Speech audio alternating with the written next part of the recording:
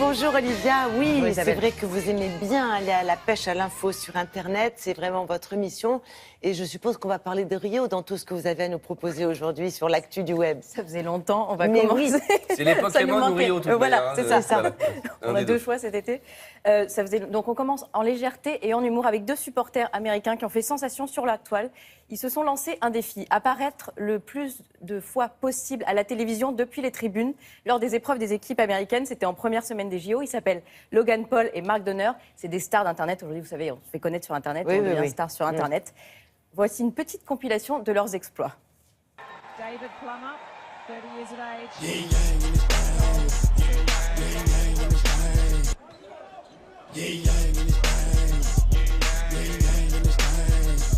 Just the dismount, double layout.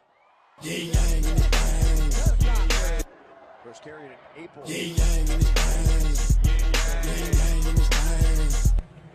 Víceméně udržují náskok.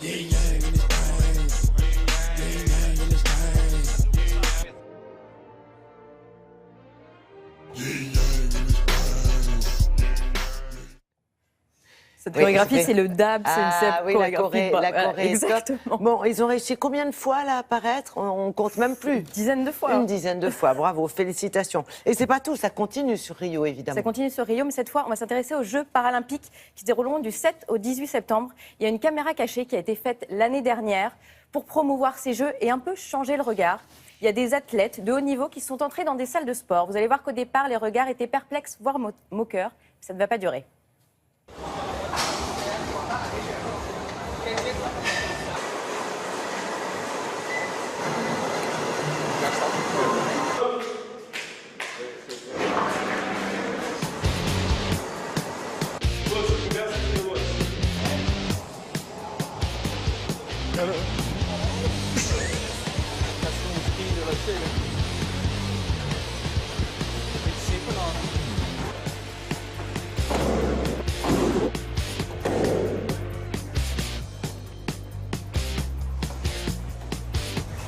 Ah, você vai aumentar mais ainda?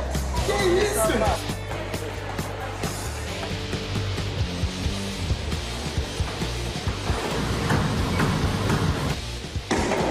Vai, Branco, você.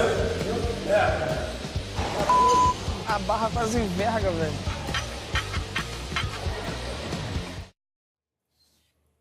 Bel hommage. Bel hommage, exactement. Autre campagne, mais dans un tout autre genre, on part en Afrique, en Ouganda, avec une des meilleures campagnes de l'été. Vous connaissez la Silicon Valley.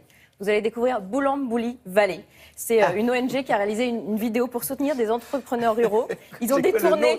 Bulambuli. C'est le nom de la vallée. C'est mon ami Bouli qui a ouvert un truc ou quoi? Bouli, mon ami, Bouli, c'est un peu ça. Bouli. C'est un clip marketé façon start-up. On détourne les codes des start-up, vous savez, avec le design branché, les objets connectés. Et on montre que finalement, l'ordinaire ne l'est peut-être pas tant que ça. Welcome to Bulambuli Valley, Uganda. Between these mountains, everyone is an entrepreneur, willing to risk everything to make his dream come true. Kurera, video, vitehe, ni chicken.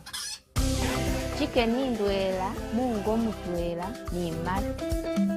Twenge sisinza kufikirisa kuri tomato niye kanete sisinza kufuna ifesi. Tsinda itie khulya, tsinda inabitse tsinyangu tsie khulima. Sindi kuruhutsa khulima inya ina tomato ili mu mirundu kibiri.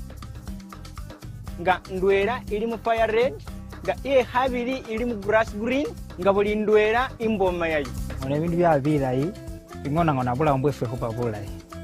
Esho ni sheshikira chair. Chair iri afundu esi imi. Ate nga waumuri ni chair kamani kakobola mango. Please back our campaign or share our story. Ah, ben, on manque pas d'humour à Bulambuli. Hein. C'est bien, hein? Ah, c'est super, bravo. La campagne de financement participatif a cartonné, du coup. Ah ben oui, ça, c'est pas étonnant. On continue avec un vinyle dans l'espace. Oui, de l'Afrique, on part dans l'espace, on est comme ça, ici. Alex, ça va vous plaire, avec une grande première. On peut se tutoyer, hein, si vous voulez, si jamais vous avez... Je suis vieux, peut-être, pardon. Non. Le premier vinyle envoyé au-delà de la stratosphère, c'est une expérience à l'initiative du rocker Jack White. ex des White Straps. Le projet mûrissait dans sa tête depuis 4 ans. Il en avait même parlé à Buzz Aldrin qui l'a soutenu. Et regardez, ça s'est passé il y a quelques jours avec le concours de scientifiques et notamment d'un ancien de la NASA qui a créé cette platine capable de supporter la pression et les turbulences. Elle s'appelle Icarus Craft et le disque qu'elle va jouer est en or.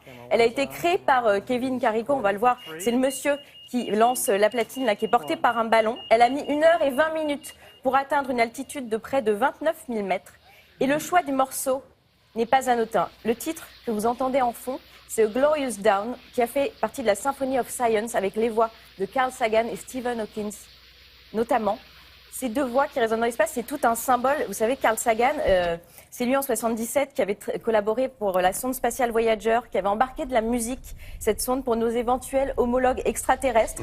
Il avait dirigé le comité qui avait choisi de faire figurer les œuvres de Mozart, Stravinsky, Bach ou encore Chuck Berry. La musique dans l'espace et plus largement le son dans l'espace, c'est lui. Voilà, la platine est redescendue au bout d'un moment et fait étonnant, elle tournait encore quand elle est arrivée sur Terre. Comme quoi, le projet avait été bien travaillé. Et est-ce qu'on a un retour des extraterrestres, leurs Pas commentaires? encore, on attend, ils vont peut-être à leur tour nous envoyer de la musique. Ils vont nous envoyer un serait disque, bien, on espère. un truc de martien, ça, moi j'adore. Ça serait pas mal. Et pour terminer, des nouvelles de Céline Dion. Oui. Elle était chez notre chouchou Jimmy Fallon et son célèbre Tonight Show avec un jeu qui s'appelle la roue musicale. Alors en fait, voilà, vous avez un interprète, une chanson, là en l'occurrence des comptines, et il faut se lancer dans le jeu de l'imitation. Et Céline Dion s'y est prêtée avec brio.